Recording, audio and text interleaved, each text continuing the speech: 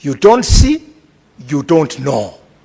CS Murkomen, please, for the respect of this young man, you are yet to grow a child up to the age of 31. Can you immediately resign? You are not fit to be in that docket. Please, I beg you, it is not personal. And if you think I'm joking, you are a well-read man. You know that in 2011, in Tunisia, a street hawker by the name of Mohamed Bouazi was killed.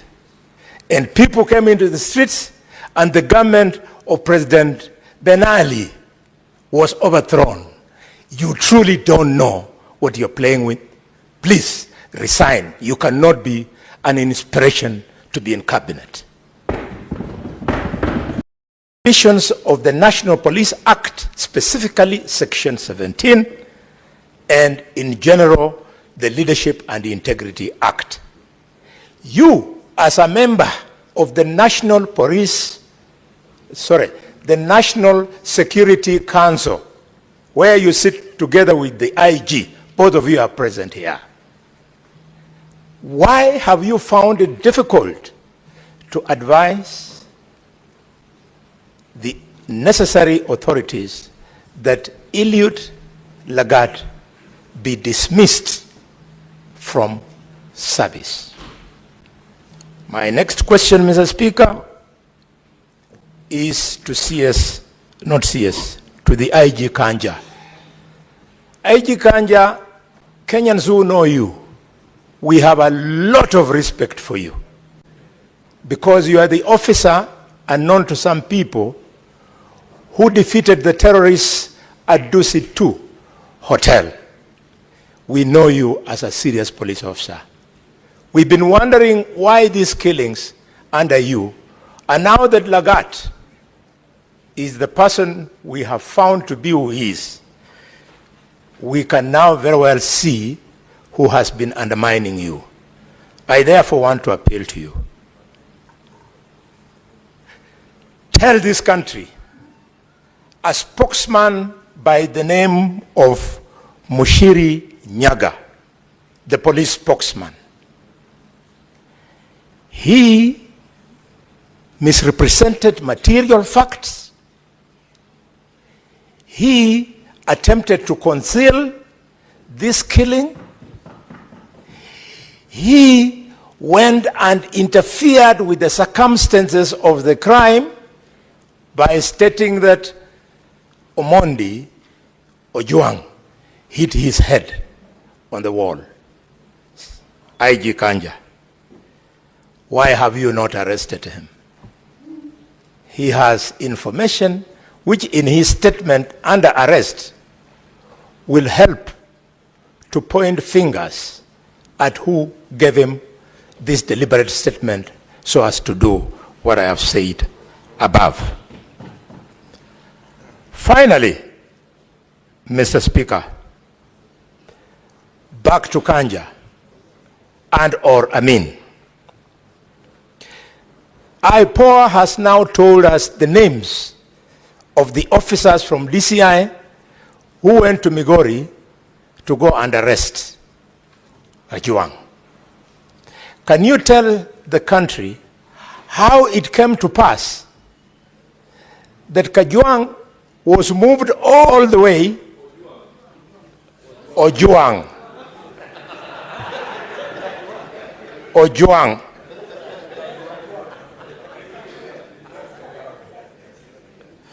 that Ojwang was moved all the way, hundreds of kilometers, contrary to the provisions of normal procedure that would have required that he be taken to the nearest police station in the jurisdiction where he committed, quote unquote, the said crime, and that if he needed to be moved, a magistrate needed to give permission for him to be moved all the way to Nairobi.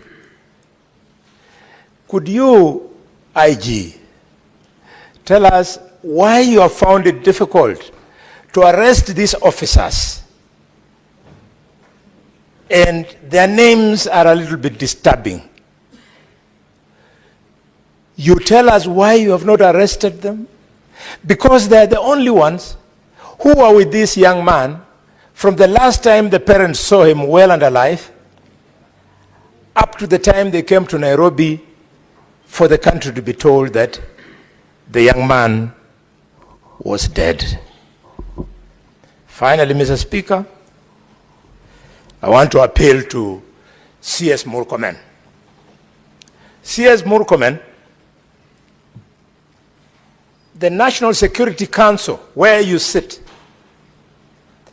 is charged with promoting and guaranteeing security of the country.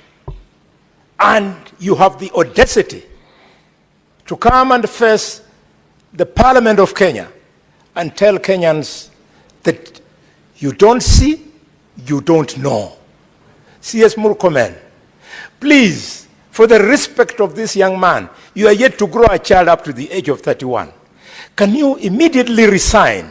You are not fit to be in that docket.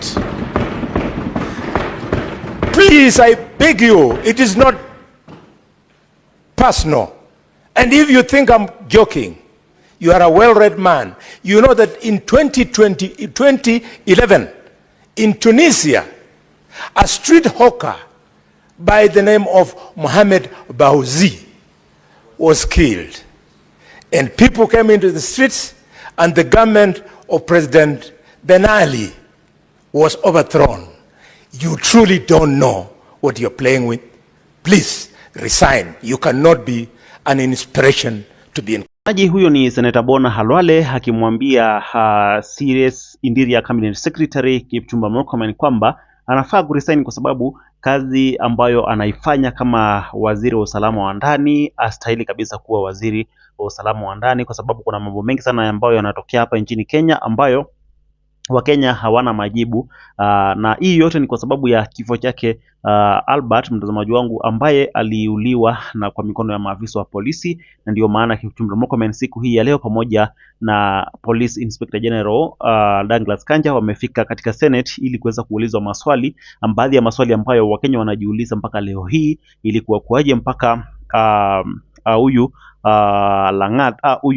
ama ilikuwa kuaje mpaka huyu kijana akaweza kupoteza maisha yake, huyu Albert ambaye alipoteza maisha yake kwa njia ya kutatanisha, ambayo yameshangaza Wakenya wengi, kwa sababu sasa hivi nimekuambia kutoka juzi kwamba Wakenya walikuwa wanafikiria kwamba maafisa wa polisi ni watu ambao wanalinda Wakenya, kiasi ya kwamba ukiwa na shida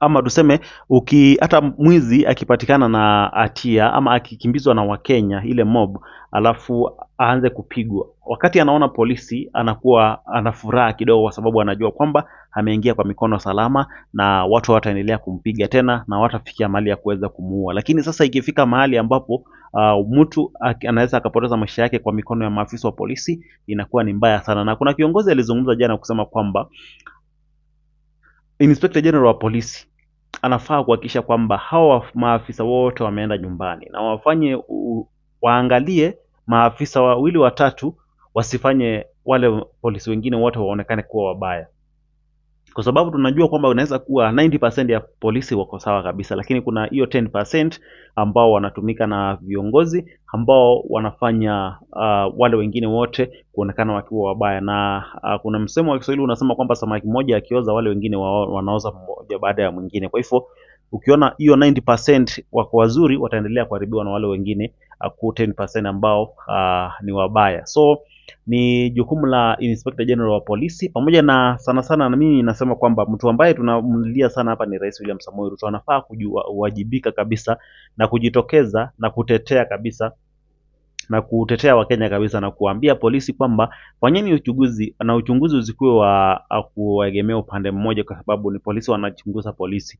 So wale ambao watapatikana na hatia wafanyiwe kitendo ambacho wafanyiwe kitendo ambacho kitasomesha wale wengine somo kubwa, kwamba wako Kenya wameajiriwa kuweza kulinda Wakenya, sio kuweza kuwadhuru Wakenya. Na ndio maana unaona mtu akipata matatizo anakimbia police station ili kuweza kusaidika. Lakini sasa ikifika mahali ambapo watu watakuwa wanaogopa kwenda police station kwa sababu mahali ambapo mtu anaweza enda na akapoteza maisha yake, bila shaka watu wengi watakuwa wanaogopa kuweza kwenda pale. Ikifikia hapo itakuwa tunaelekea mahali pabaya, mtazamaji wangu. Lakini huyo ni Senator Bona Khalwale. Senators siku hii ya leo wamezungumza sana. In fact, nimeona watu wanasema kwamba Senate kidogo imebaki ikiwa inaongelea Wakenya, lakini ukifika parliament unapata kwamba wabunge wengi hawashughuliki. In fact, wabunge wengi hata wanasema kwamba Lang'ati asiende nyumbani, lakini ukiangalia Senate watu wanasema Lang'ati must resign. Hii inaonyesha wazi kwamba senators, mtazamaji wangu, bado ndio nyumba kubwa ambayo inazidi kutetea Wakenya. Lakini sijui una maoni gani mtazamaji wangu? Ningependa sana nisikie maoni yako hapo chini katika sehemu ya comment section. Unamuunga mkono Bona Khalwale, Senator Bona Khalwale ambacho ameweza kuzungumza, ama unasema kwamba Kipchumba Murkomen anafanya kazi vizuri na hafai kwenda nyumbani? Hebu niachie maoni yako chini katika sehemu ya comment section, na usiende mbali kwa sababu nitarejea hivi punde tu na mengi zaidi kuhusiana na hii habari ambayo iko trending kwa sasa. Bye bye.